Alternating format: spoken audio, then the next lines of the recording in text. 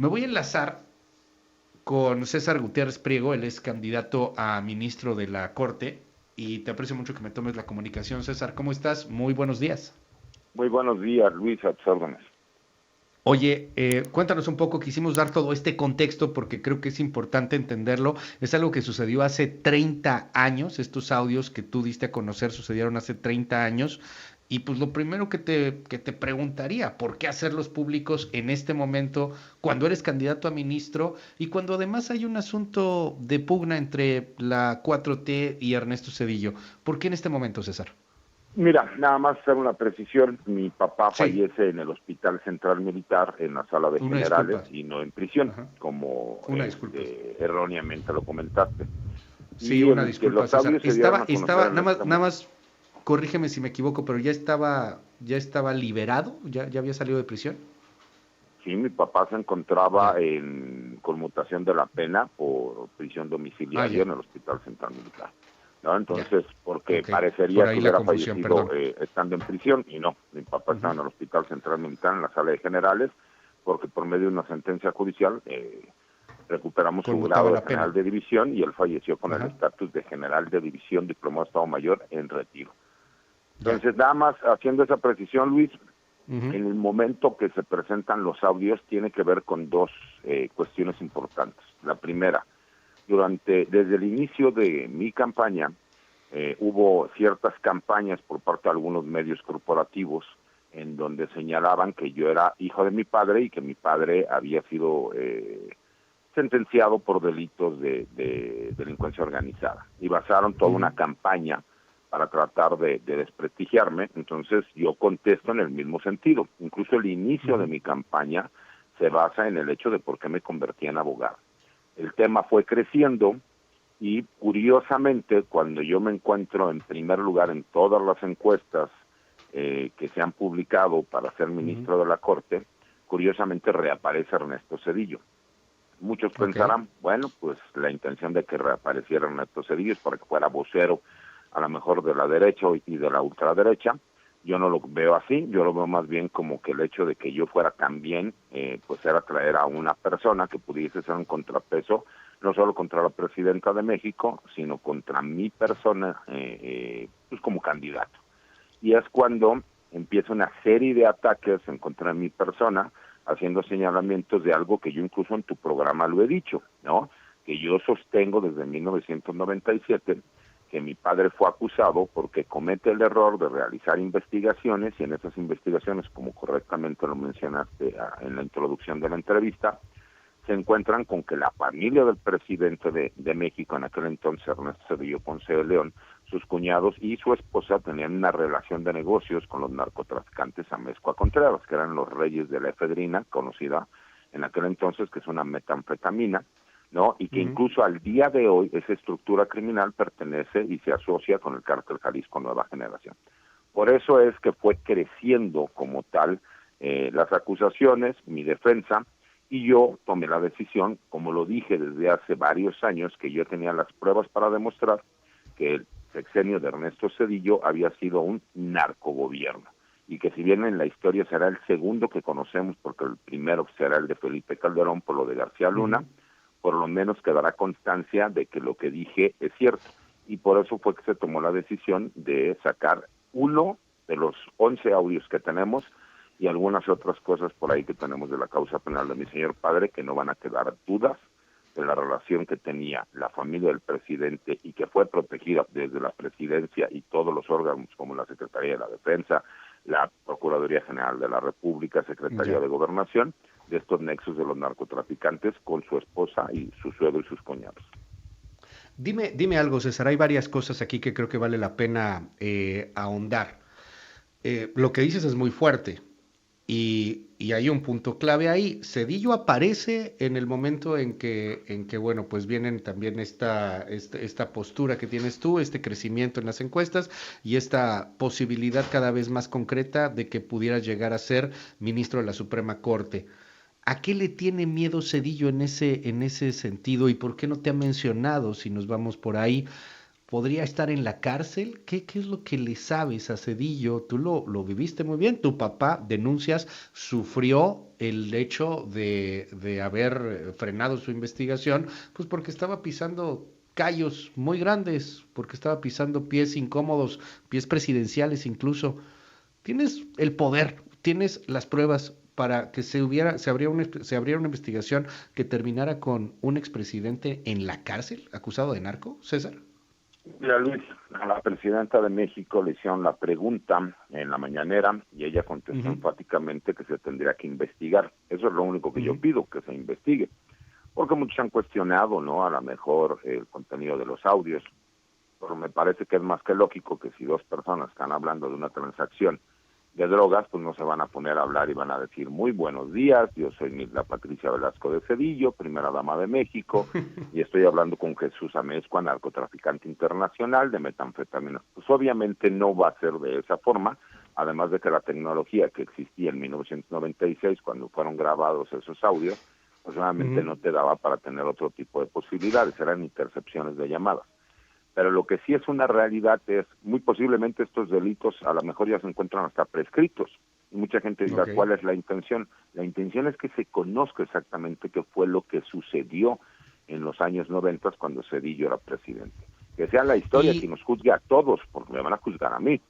Y además, a pues ver, en ajá, mi caso personal es una historia de reivindicación, Luis. Y es una historia de sí, claro. reivindicación no por Ujú, mí y no por mi padre, porque yo ya luché guerras en los juzgados para poder demostrar la inocencia de mi padre y poderlo sacar de prisión, ¿no? Y que él ujú, falleciera como un hombre libre, que él falleciera en el Hospital Central Militar, con su grado ujú. de general de división, que al día de hoy se pague la pensión de viudez.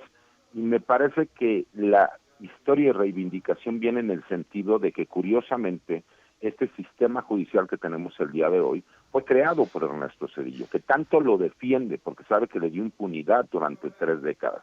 El día de Ya. hoy termina ese poder judicial, inicia una nueva etapa del poder judicial de la Federación, y si bien es cierto, yo como ministro de la Corte no realizo investigaciones, es una Ujú. facultad de la Fiscalía General de la República, me parece que el que mi figura se encontrara como ministro de la Corte, por supuesto que molesta, pero además porque cuando ya llegas a esos niveles, Luis, él, Ujú. independientemente del dinero que tiene, el poder, ¿qué tanto poder tendrá que él sale abiertamente a atacar a la expresidenta Andrés Manuel López Obrador y a la doctora Claudia Sheinbaum? Y nadie lo toca ni con el pétalo de una rosa, porque es curioso, él no necesita ni dar réplicas, para eso él tiene a 500 periodistas y a 500 medios de comunicación para que Ujú. den réplica por él, pero mi figura como tal de todos estos intereses que sí existen y que él forma parte, porque yo digo que él es el padre del prianismo, que se le conoce como tal, pues saben que si llega una persona como yo, pues obviamente no va a servir a los intereses que ellos buscan respecto a resoluciones que terminan beneficiando a empresas Déjame, transnacionales, a grupos políticos, claro. etcétera.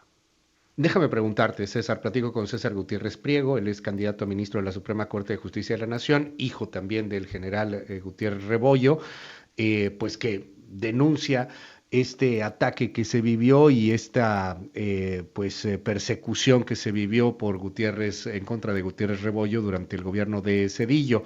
Déjame preguntarte si se llegase a investigar este asunto. Y entiendo que esto no le corresponde a los ministros, le corresponde a la fiscalía, y ahí nos podemos enredar en asuntos técnicos, pero estoy en un caso hipotético, César, para poder hacer la pregunta concreta. Si de pronto el caso estuviera en la corte, tú te tendrías que excusar por lo que estás haciendo. O sea, como ministro de la corte no podrías estar votando en contra o a favor de alguna resolución en torno a Ernesto Cedillo, o sí podrías, no es un impedimento el hecho de que como una persona que tiene que ser imparcial con todo y lo que tú estás diciendo aquí, que tienes mucha razón, o sea, lo que viviste con Cedillo, lo que vivió tu padre, lo que luchaste, todo está ahí, o sea, lo tienes grabado y marcado en el corazón, se entiende, pero eso en un hombre de ley, en un hombre de justicia, pues no tendría que excusarse si llegase el hipotético caso en donde tuvieras que juzgar a Cedillo, César. Sí, por supuesto que me tendría que excusar, ¿no? Existiría conflicto de intereses y yo no tendría ningún problema. ¿Por qué? Por, como bien lo dices, como el hombre de leyes, yo tengo que respetar lo que dice la ley y aplicar lo que dice la ley.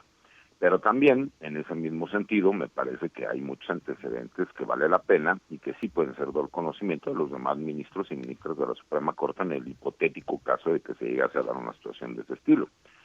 Y es el hecho de que está documentado de que yo fui víctima de desaparición forzada por parte del gobierno mexicano, que fui torturado, ¿no? En pocas palabras, me secuestraron, me torturaron porque querían que yo declarara en contra de mi señor padre. Y todo eso pues son antecedentes que se deberían de tomar en cuenta. Pero claro, como ministro de la Corte, tú tienes no solo que creer en la ley, sino hacerla cumplir. Y yo sería el primero que me tendría que excusar. Y que fueran mis compañeras y compañeros los que tomaran la decisión respecto a las resoluciones que se tuvieran que emitir. Porque hay que recordar que existen, independientemente de mi caso y el de mi señor padre, pues existen delitos de lesa humanidad, en donde sabemos las masacres que hubo en ese sexenio y que ahí sí podría existir la posibilidad de que pudiese ser juzgado, ya sea en México o en cortes internacionales, pero sí podría llegar a existir esa situación. Sé que lo has dicho en otros espacios y te lo quiero preguntar aquí también. ¿Te torturaron? ¿Te secuestraron? ¿Qué pasó? ¿Cuántos años tenías? ¿Qué te obligaban a decir? Yo tenía 20 años cuando sucede la situación de mi padre. Yo ni siquiera, nosotros no nos enteramos, ¿no? En un principio que lo que estaba sucediendo.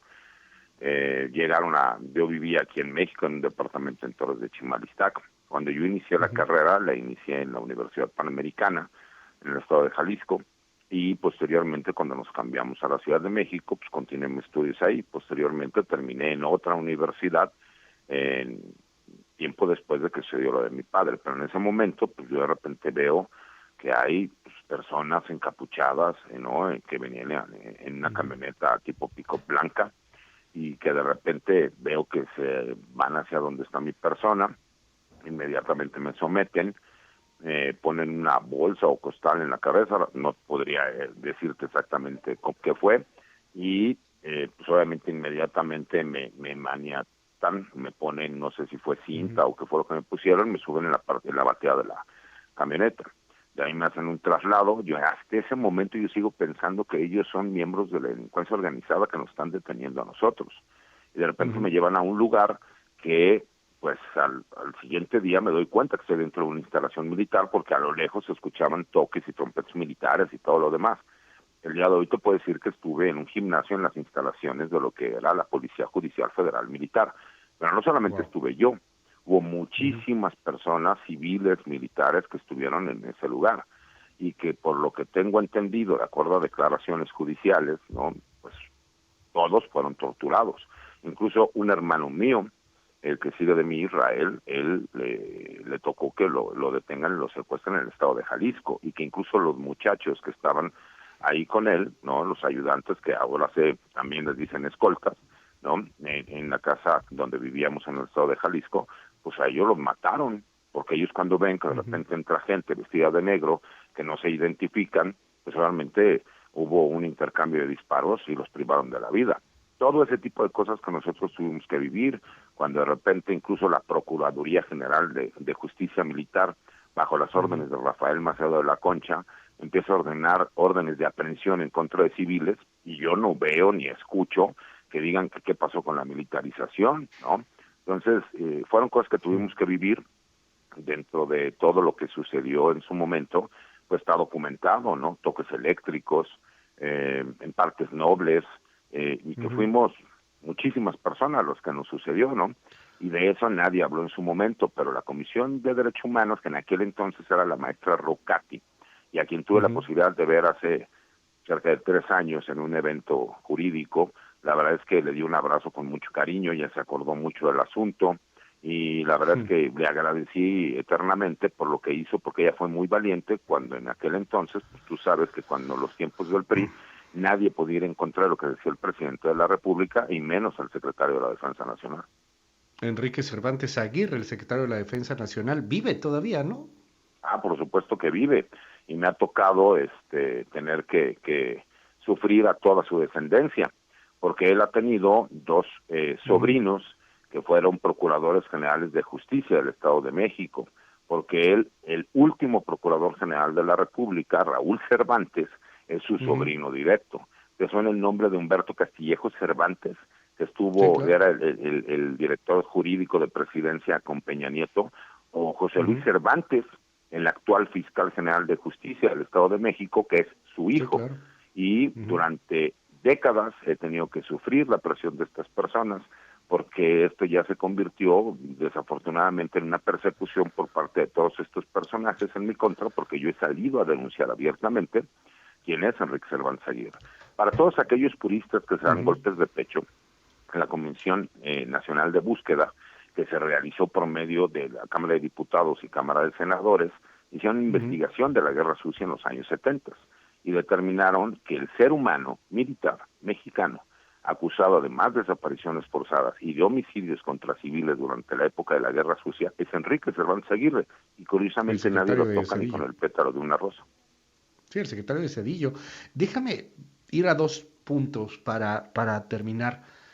La primera es, ¿qué harías siendo ministro de la Corte? Porque tú has acusado que te van que haces responsable a Cedillo y a toda esta camarilla de lo que le pudiera llegar a suceder a tu familia, a ti. Tocamos madera, nadie quiere que eso llegue a pasar. Pero es curioso porque nada es permanente, César, todo va cambiando.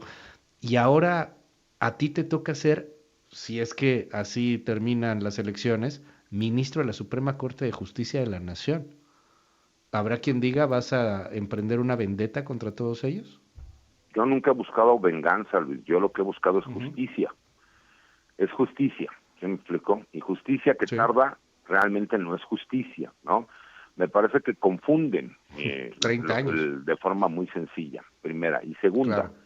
pues yo, mi función sería ser ministro de la Suprema Corte de Justicia, interpretar la Constitución, interpretar las leyes reglamentarias, emitir resoluciones y buscar que esas resoluciones sean ejecutadas.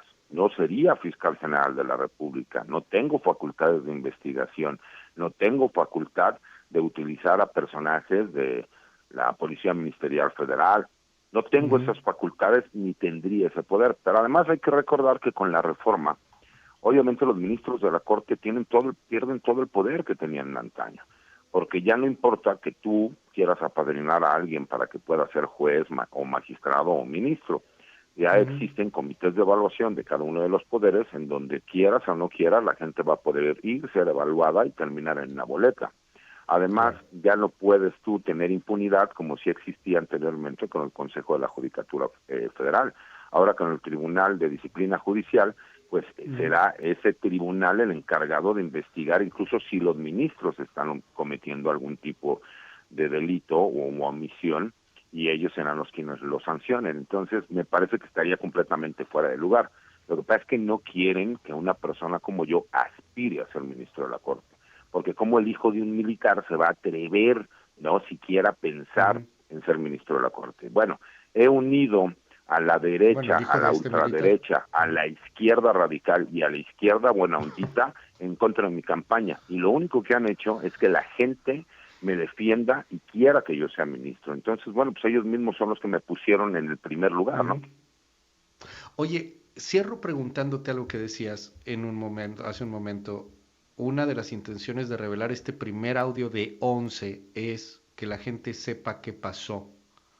Lo que hoy sabemos es que hay un audio de Nilda Patricia, la esposa de Cedillo, platicando con un narcotraficante, Amezcua, obviamente hablando en clave, en código. Hay quien lo ha cuestionado, dice, esa no es la voz, eso no es cierto, está inventado, lo que tú quieras. Pero más allá de los audios y la historia compleja y los entresijos, yo te quiero preguntar, César Gutiérrez Priego, ¿qué sucedió?